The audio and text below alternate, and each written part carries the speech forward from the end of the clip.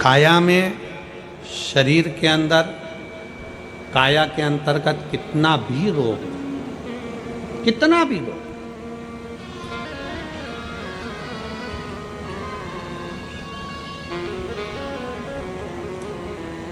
शरद पूर्णिमा आ रही है।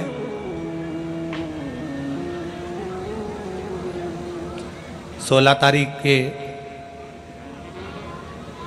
रात्रि के समय पर,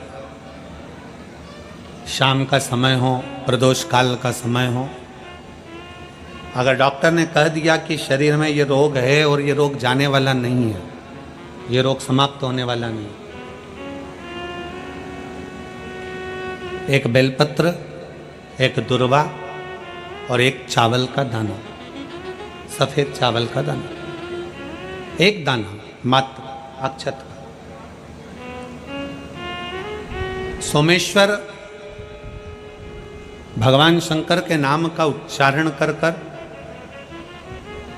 जरा ध्यान देंगे सभी लोग। जैसे ये शिवलिंग है, ये जलाधारी है, और ये जलाधारी के सामने से जो जल बहता है, गणेश जी, कार्तिकेय और अशोक सुंदरी का जो स्थान बीच में है, शिवलिंग का जो जल बहकर नीचे की ओर आता है, यहाँ जो जगह होती है, आप लोग आस्था चैनल के माध्यम से आप इसका स्मरण कर सकते हैं। और दूर दूर अगर दिखाई नहीं दे रहा हो तो आप उसको बाद में चैनल पर, कथा के बाद में आप लोग आस्था चैनल खोलकर या यूट्यूब पर उस कथा के अंतर्गत आप उसको देख सकते हैं।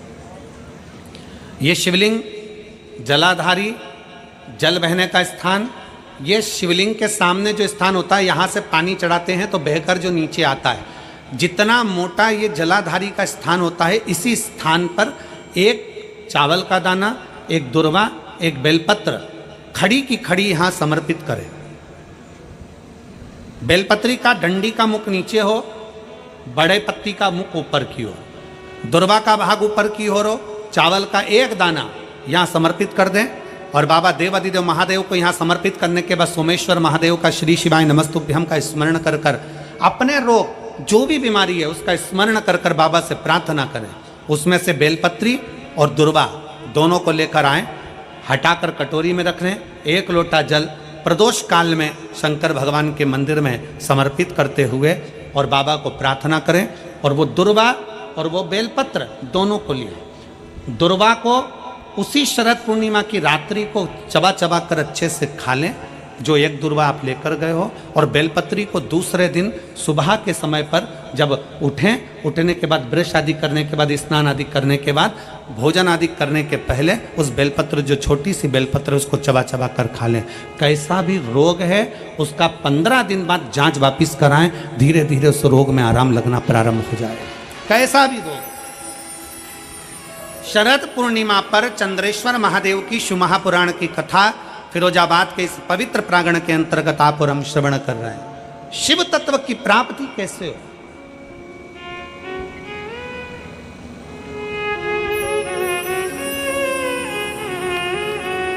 हम भगवान उग्रतानी से कैसे अपने संबंध जोड़ सकते हैं? हम शंकर भगवान को कैसे अपना बना सकते हैं?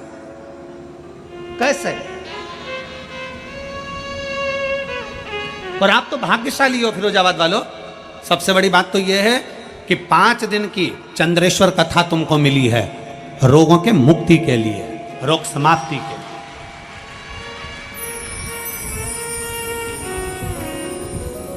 5 दिन हम मना नहीं करते कि तुम्हारा व्यापार मत करो, खूब व्यापार करो, खूब दुकान पर बैठो, खूब जहां तुम्हारा मन पड़े वहां बैठो, पर 5 दिन में से एक दिन ऐसा निकालना कि कथा के पंडाल में बैठकर, कथा की साक्षी में बैठकर, इस पवित्र भूमि पर जहां हमने पहले भी कहा बस स्टैंड पर रुकती है, ट्रेन रेलवे स्टेशन पर रुकती है, हेलीकॉप्टर हेलीपैड पर उतरता है, और मेरे शंकर भगवान का नंदी शिव महापुराण में उतरता है। उसका स्मरण करो। इस पवित्र भूमि पर बैठकर भगवान शंकर के विरल भक्ति को धारण करो, धारण करो, उतारो अपने। शिव अविरल भक्ति देते। शंकर क्या करेंगे? शिव महापुराण क्या करेगी? शिव तत्व क्या करेगा? कई लोग कहते हैं गुरुजी भगवान ने सारा दुख हमको दे दिया, कई लोग कहते हैं भगवान ने सारा दुख हमको दे दिया, हमारे यहाँ ये हो गया, हमारे वो हो गया, कहीं कुछ ये जीव चले गया, कहीं वो जीव चले गया, कहीं ये तकलीफ आ गई, कहीं वो तकलीफ आ गई। शंकर भगवान को धन्यवाद देना। अगर तुम्हारी प्रिय चीज शंकर भगवान छिना कर ले भी जाए, तुम्हारा कुछ भगवान ने ले लिया, तो भगवान को धन्यवाद दो। भगवान से द्रोह मत करो, भगवान से दुश्मनी मत करो, भगवान की पूजन करना बंद मत करो, शंकर को जल चढ़ाना बंद मत करो। अगर तुम्हारा कोई प्रिय तुमसे भगवान लेकर भी चले जाए, तो शंकर भगवान को धन्यवाद देना कि पूरे संसार में तूने अमीर मुझको समझा, सेठ मुझको समझा, इसलिए मेरे दरवाजे से आकर कुछ लेकर गया है। संसार में मेरे जैसा सेठ नहीं मिला तुझको जो मेरे दरवाजे पर मांगने आया और मेरी प्रिय वस्तु तू लेकर चले गए। जिसको मैं बहुत प्रेम करती, जिसको मैं बहुत स्नेह करता, तूने वो ले लिया मुझसे। परमात्मा को धन्यवाद देना कि तूने मांगा भी तो मुझसे मांगा, उसको मालूम है कि किसके दरवाजे से लिया जाता। थोड़ा सा दुख आया, हम परमात्मा को छोड़ दिए। थोड़ी सी तकलीफ आई, हमने भगवान का भजन करना छोड़ दिया। थोड़ा सा कष्ट आया, हमने भगवान का भजन करना छोड़ दिया।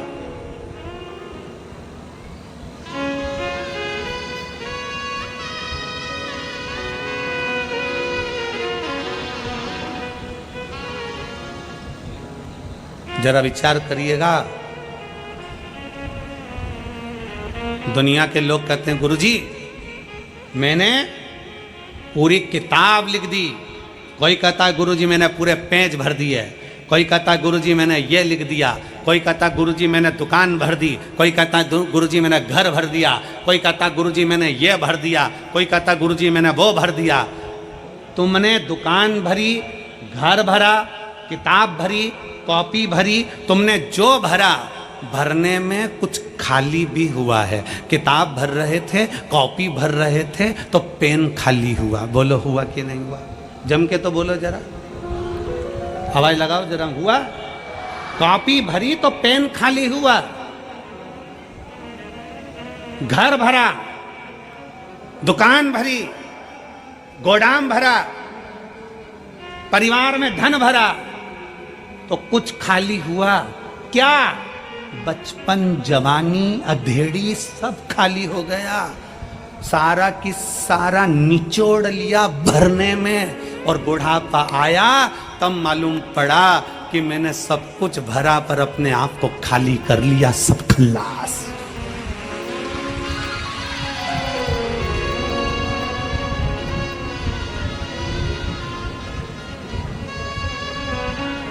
कौन सी सरकार है जो बुढ़ापे में नौकरी देती है? चलो बताओ, कोई सरकार है जो तुम्हें 60 साल के बाद नौकरी देगी, 70 साल के बाद नौकरी देगी? अरे बोलो जम के, कोई है? नहीं। कोई शासन, कोई प्रशासन, कोई सरकार तुम्हें 70-80 साल की उम्र में नौकरी नहीं देते, जवानी की उम्र में नौकरी देते हैं। क्योंकि जितना तुझ में बल है वो पूरा निचोड़ लिया जाए, और जब बुढ़ापा आए तो अपने घर पर जाके घंटी बजाए, जाओ भजन करो, कीर्तन करो, मंत्र जाप करो, नाम जाप करो। कोई नहीं देता, पूरा खाली कर लेते हैं, तब तुम्हें वापिस भेजते हैं। उसी तरह शिव महापुराण की कथा कहती है, खाली हो रहे हो तो उसके साथ थोड़ा थोड़ा भरते चलो। खाली होने से पहले भरते चलो। पहले एक नियम था, हमारे पास में रिफिल होती थी ना, तो रिफिल में फूंक मार देते थे, थोड़ी और धक्का दो, फिर फूंक मार देते और धक्का दो। अब तुमने करा कि नहीं करा वो नहीं मालूम, पर हम तो पढ़े तो हमने वो रिफिल को पेन में से निकाल कर फूंक मार देते थे, और आगे खसक जाए, और आगे खसक। जब मुन्नी खसकती थी तो आगे से उसकी नोक भी निकाल के फिर फूंक मार देते, फूंक मार के फिर नोक को लगा के फिर लिखना चालू कर देते, और आगे बढ़ा दो, और आगे बढ़ा दो। फूंक मारते रहो, इतनी फूंक मारते रहो कि शाही आगे बढ़ती रहे। उसी तरह शंकर भगवान के मंदिर जाकर परमात्मा को प्रणाम करते रहो, जिससे ये रिफिल भरी की भरी रहे, थोड़ी भरती रहे। इसका भरना जरूरी है। बचपन खेल में खोया, जवानी नींद भर सोया, बुढ़ापा देख कर रोया, सिराने मौत हंसती है। अपने आप को हम कहां समर्पित कर रहे हैं?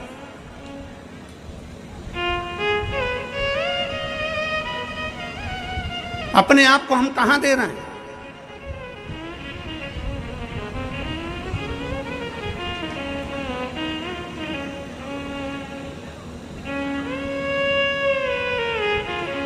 अभी नवरात्रि गई है, आपके घर की कन्याएं भोजन करने गई थी, बोलो गई थी कि नहीं गई थी? अरे बोलो तो जम के, क्या बनाकर भेजा था आपने? उस कन्या को क्या बनाकर भेजा था? देवी दुर्गा बनाकर भेजा था। फिरोजाबाद वाले कम बोलते हैं क्या? अच्छा, मैं समझा कि मौन व्रत ले लिया हो तुम सब ने। बनाकर भेजा था।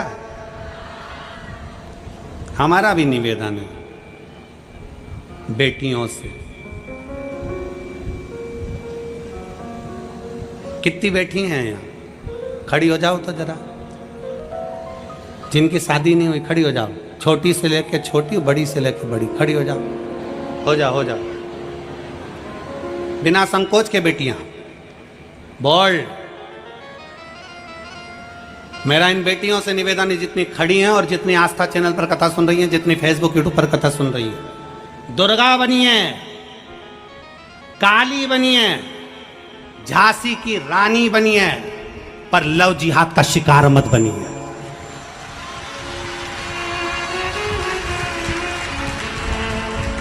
दुर्गा बनिए, आज प्रण लो अपने अंदर की दुर्गा बनिए, काली बनिए, झांसी की रानी बनिए, पर लव जिहाद का शिकार मत बनिए। बैठ जाओ, अपने भीतर वो बल उत्पन्न करो कि मैं अपना सनातन धर्म छोड़कर, अपने सनातन धर्म को छोड़कर दूसरा धर्म स्वीकार नहीं करूं।